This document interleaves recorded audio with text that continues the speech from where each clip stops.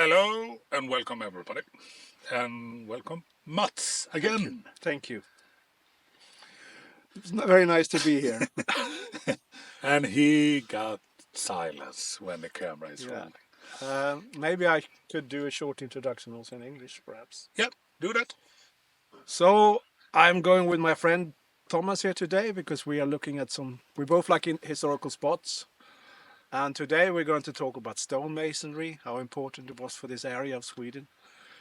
We're also going to talk about prehistory. We're going to talk about the stone circle. And we're going to discuss also about Charles XII and the Great Nordic War. So I hope you will enjoy it. And also we're going into the German Empire when the stone during the Second World War. Yes, there will be a bit Albert Speer, Hitler, and Germanica involved in all of this. So yeah, Germanica was the planned capital of Germany when Germany would win the Second World War. Or so they thought. Yep, there we have the introduction, both in Swedish and English. So please, folks, stay tuned and pour yourself a cup of coffee, and then you're gonna hear us. So stay tuned. So what I promised Thomas is that I will give an introduction to the stonemason industry here around in this area of Sweden, which is called Bohuslän, which is by the west coast. Very, very close to the Norwegian border, actually. We're only a couple of kilometers away. Yeah, it's not far away. Yeah. So the stonemasonry here is all based on granite rock. And granite rock... The grey rock. The grey rock, the granite grey rock, which is very, very durable. And during the early industrialization... Good boy.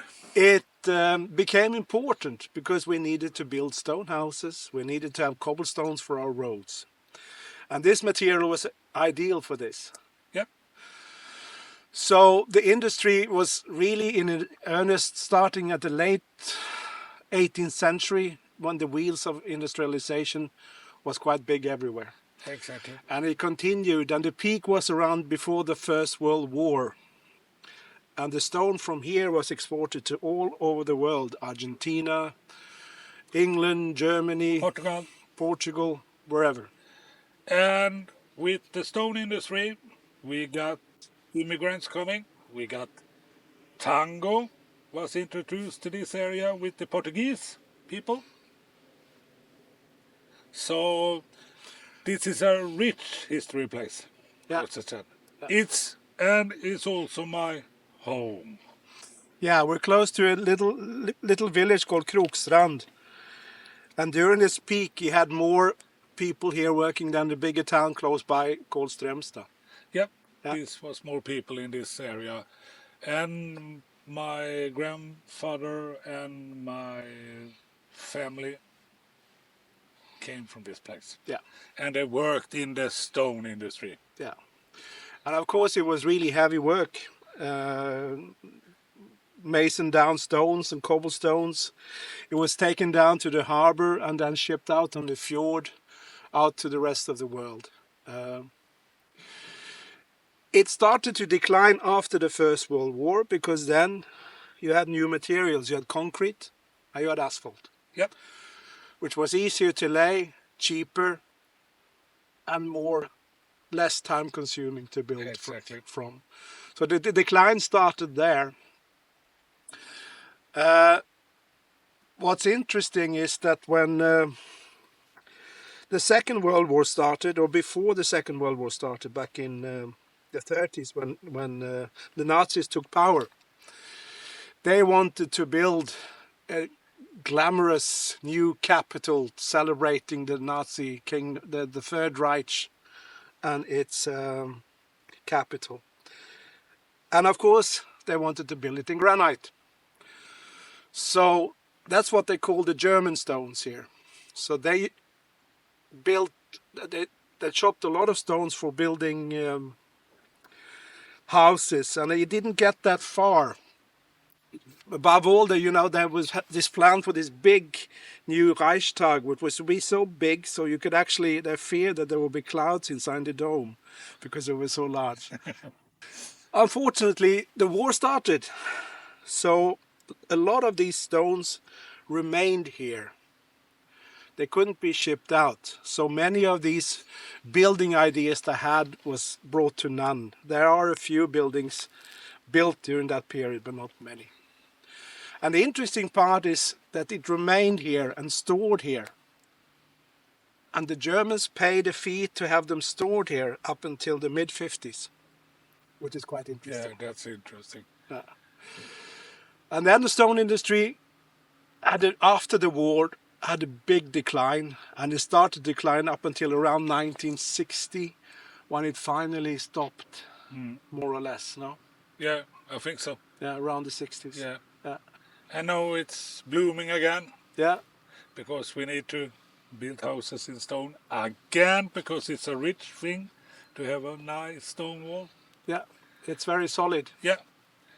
But another interesting part in this region is during the Second World War, we had Swedish men that helped smuggle Norwegian resistance forces yeah. over the border. They smuggled them over the ice.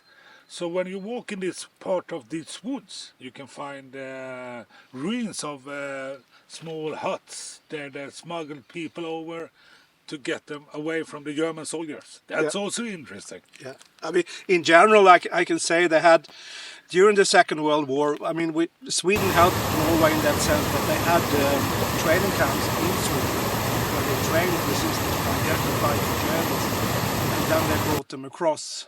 So there was this big inflow and outflow of people. Another interesting kind of sideline to this is the reason why so many Jews in Scandinavia was saved was that we had an agreement, so all the Jews in Denmark and Norway were sent to Sweden. Yeah. So it's a good thing, I think. Yeah. Lot of history in this place. I think so. Yeah. It's an interesting region because it's a border region. And you can also tell a lot of stories, I guess, about smuggling goods, alcohol, cigarettes, all of that stuff, but that's for another day. And the king, he had his, during the war, Kalle Charles XII. Charles XII, Kalle, so we say in Swedish, he had a stable up in this region. In this mountain he had a stable.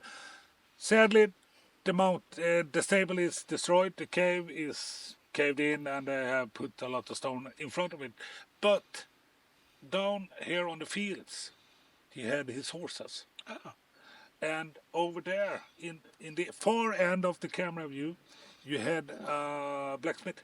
Yep. For the soldiers. Yep. So they did do some shit over there, and they had the stables down there, and there he had his soldiers. Because they dragged the boats. They dragged the boats. I mean, we come back to that, which is an interesting endeavor, but it was so fortified, the fjord entrance into Halden, which is the closest Norwegian town. So they had this bright idea that they took 12 galleys and dragged them across land, so they hit the fjord this way, where there were no defenses. Exactly. But later on that one, we're gonna go around and look at the remnants of the stone industry. Yes. Yep. So stay tuned.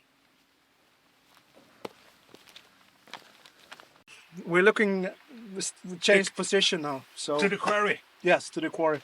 One of the many quarries around here. And the way they either chisel the stone away, you can see there's some levers down there, or they use dynamite.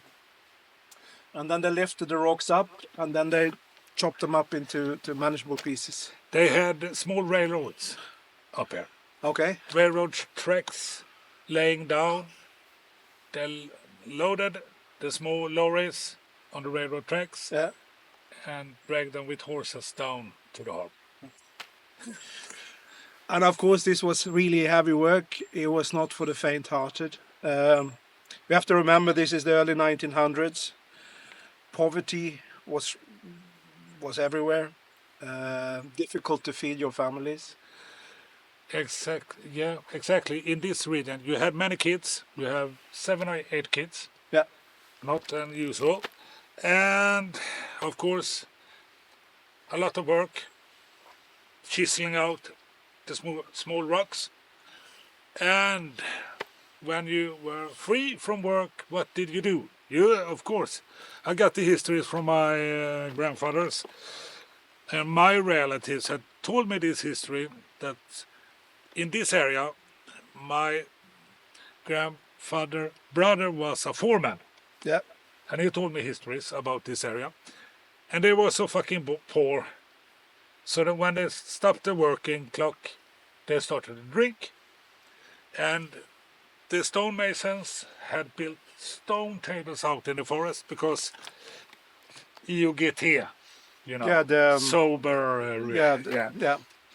So they had tables up in the forest that I played poker, and they always told me that they had guns on the table. So if you cheat, Yeah. I mean, first of all, you have this hazardous working environment, lots of accidents, lots of problems, no social protection. This no, is the reason why you had so many kids, of course, to be able for them to provide for you if you cannot provide exactly. to the family. It's also the time when alcohol and drinking strong alcohol like vodka is everywhere. There was an estimation in the end of 1700s there were more grain used to make alcohol than to feed the population of Sweden. Yeah, I did another episode that I talked about home brewing. Mm. I was in a mansion, Mm. and if you had a good woman that worked as a piga, housemaid, The maid, yeah. yeah, if she could do good vodka, she was a good maid, Yeah. And and it's keep on going. but of course, if with a lot of usage of alcohol, you have a lot of social problems. And of course, if you were gambling and drinking, you might not be able to provide for your family. And then we have the other side then in the history. When they not could provide, they gamble up the money for food, and they told me always a lot of suicides. So they took the dynamite, Put it in their mouth. put it in the mouth, light it up, At least it's quick. yeah, or shot themselves or drown themselves. Yeah. It's also the, I mean, it's a very, very, it's nothing but rock here. So it's quite a stark environment. Agriculture is difficult. Forestry is difficult. It's difficult to survive out here, I would say. You can see around us the trees are small. You cannot do anything with these trees. No. Burn it up in the stove. Yeah. So And grow your food, potato on this? No, I don't think so. don't think so. So yeah, so that's I'm not surprising that they were drinking and smuggling. Put it like that. No, that's not. I wonder why. Anything to get income. Of course, you had fish in the fjord here as well, but the fishing, stonemasonry, and smuggling. Yeah. So it's a rich history Yep. and a dark history also, because you see this history, everybody's talking on the stone industry and the past, and it glorifies it. Yeah, of course. They don't talk about the dark side of it, the drinking, the suicides, and not providing for your family. You miss a lot of parts, I think, in the history. Yeah. I mean, in a way, we interpret history in relation to our own time. And that exactly, and we can talk about this later when we talk about Charles XII and how that king is then glorified as a giant and as a Swedish hero. But in fact, he almost destroyed the nation. So everything has two sides to it, I think. Yeah. I think so. A little bit of the stone industry in this area. Yeah. This is at the tip of the iceberg, you know. We can talk a lot of. I mean, I would advise you guys, if you're interested, you should actually take a trip up here north in Bohuslän. It's much less touristy, and it's interesting to walk around here. For me, it's a revelation. It's not an area I know very well, but I think it's First time you're here. It's very beautiful. It's very, very beautiful, and this is what I was thinking about this episode. It's like a tourist thing. Try to get people to see another part of the Swedish west coast, Yes. because the west coast everybody is talking about the ocean, but it's so much more than the ocean. It's a rich history. It's not only Grebbestad, Lysekil, No. Krokstrand. It's No. also something else. Yeah. Yeah. I think we're going to talk a little bit more of the stone masonry when we come. Going to get down to the fjord. Okay. Yeah. So stay tuned. And second quarry here. Second quarter, a bigger one. To give you a bit of an overview,